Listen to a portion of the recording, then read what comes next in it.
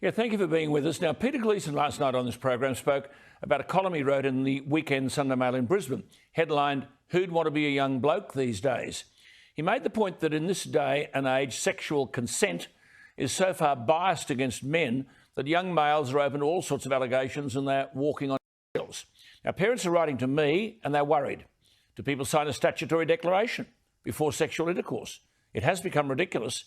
Remember, it was only a month ago that a sexual consent app on your phone was being discussed, where two adults would both click the button on the app, as I said to Gleeson last night, as if it were a ticket to the Ekka, and you'd be allowed one sexual intercourse valid for 24 hours. Now, it's not funny. This is very serious. As one of my viewers wrote recently to me, and Mark Layton referred to this, quote, "During your show last night, you observed that the vast majority of men, far from lusting to abuse women, actually see themselves as protectors of women. You're dead right about that," he said. "It might be drawing a long bow, but I believe that the demeaning of this role by modern gender theory is a burgeoning social problem. The protection role is the last bastion of masculinity. We're no longer the breadwinners, and fair enough," he says, "but the removal or denial of the role of protector strips from us all that is left of our masculinity other than to provide sperm." Well, men are indebted to Bettina Arndt, who's been vilified from one end of the country to the other for simply arguing, and here I paraphrase, that not all men are rapists, that most women are not at risk of being raped, and that it's not invalid to argue that this is an orchestrated campaign destined to ensure no man gets fair treatment in our courts. Bettina Arndt has been inundated with letters from women, young and old, women, supporting her stance in defence of men. A female ex-GP at 80 years of age wrote, "I'm a disgruntled, to put it delicately, retired country GP and family therapist of 25 years' experience, who's fed up with all this stuff in the media about Grace Tame. I'd like to support you in your work," she writes. "The message feminists is giving is very dangerous for our society." She says, "I think it'll be a tsunami that will change the shape of Western civilization. We are going backwards." Well, at the other end of the age spectrum, a female project manager of 35 writes to Bettina, quote, "I want to thank you for being a champion of reason and ethical conduct amongst a mainstream of incivility, fallacy and blatant self-interested power grabbing that we're subjected to. You're an absolute breath of fresh air." She says, "I once considered myself a feminist, but find I can no longer use the term, as I'm now appalled at the sinister approach the movement has taken, which diverges significantly from the path to equality of opportunity I once sought."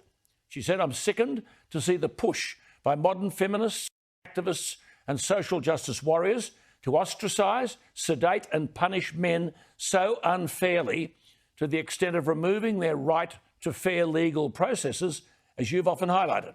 She said, "I'm supportive of improving the lives of women who continue to face injustice and hardship. However, I'm perplexed as to how anyone thinks this should come about by making men's lives unlivable." She says, "A just society that is fair for women can only exist if it's also fair for men," unquote. Well, there's a stack of people writing in this vein. Bettina Arndt is arguing in relation to universities that allegations shouldn't be handled by kangaroo courts within the university. Scott Morrison has said that there are not two laws in this country. Well, as Bettina Arndt has said, quote, "The kangaroo courts are absolutely a second tier of the justice system, set up for precisely the same reason that they are pushing for an independent inquiry into Christian Porter. They want to lower the standard of proof to convict Porter and other accused men." Well, Bettina is now involved with a new campaign, Mothers of Sons, They Don't Speak for Me. And they're happy to hear from people. motherofsons.info, it is, motherofsons.info. If you're appalled that the government's being sucked into this anti-male manufactured rape crisis. Bettina Arndt joins me. Bettina, thank you for your time. The campaign, They Don't Speak for Me, what's the significance of that? Well, I thought it would be interesting to give people the statistics to challenge the myths that are being promoted by this mob rule campaign by the feminists to denigrate our criminal justice system. You hear constant allegations that, you know, our justice system is failing rape victims, that hardly any rape victims get, you know, end up with convictions in court. I mean, that is totally untrue. The New South Wales Bureau of Crime Statistics data shows that 66% of cases that are reported to the police end up with convictions. Conviction rates are going up every year. It's a crime that's taken extremely seriously. And we've put together a whole bunch of statistics on the Mothers of Sons website, all part of a letter, which is a sort of template all ready to send off to MPs. So ordinary people who are concerned about where this is all heading can have the letter which gives them all the data they need to write to members of Parliament and say, get hold of these facts. You need to have the data there to counter the mythology that's being promoted in our not only by this group of feminists, but also most of our media. Most of our media has come on board this campaign to denigrate our criminal justice systems and complain it's letting down rape victims. It's just extraordinary, the job they're doing. So you've talked about, quote, a manufactured rape crisis. Manufactured. Absolutely. I mean, this, of course, as I've said to you, Alan, many times before, this is what happened on our campuses. That's what really alarms me, that a decade ago I saw this happening on our campuses. I saw this deliberate campaign to pretend there was a rape crisis on our campus, and we had to introduce all new regulations to adjudicate rape on campus. That is exactly what they're trying to do now, but they're trying to do it for our whole community by saying criminal justice system doesn't work, we don't get any rape convictions, let's set up these independent inquiries, let's set up alternative means of finding men guilty of rape. And that's the whole aim. Is there another agenda here, an orchestrated campaign to damage the Morrison government? Oh, absolutely. I mean, you had these two cases, the Brittany Higgins and then the Christian Porter case, within weeks of each other. I mean, that's no instance. They're both, in a sense, or one of them was a historic case, another one was an old case. They happened to both pop up at the same time.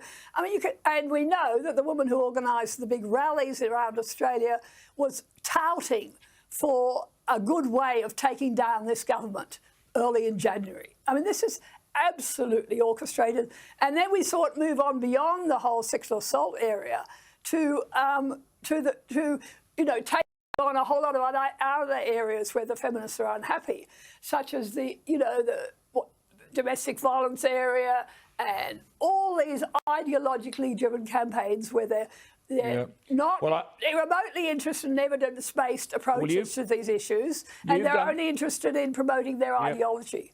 Yeah, I mean, you've done the research. You go to mothersofsons.info, shows the statistics there. The justice system is not failing rape victims. Conviction rates are higher than ever before. Men are at greater risk of submitting to violence than women. 66% of New South Wales sexual assault cases result in a guilty verdict. It's all there and it's available. mothersofsons.info.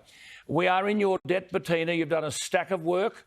You've copped a lot of vilification, but it's the time when this has to be addressed very, very seriously indeed. It has significant ramifications for society as a whole. So thank you for talking to us. Very grateful. Thank you, Alan. You've always been a great supporter, and I'm grateful for your support. Not at all. What she's saying on the stats, Australia's not unsafe for women.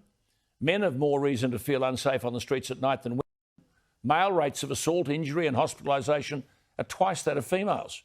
We are, Bettina says on the stats, a very safe country, and overall rates of violence are on the decrease.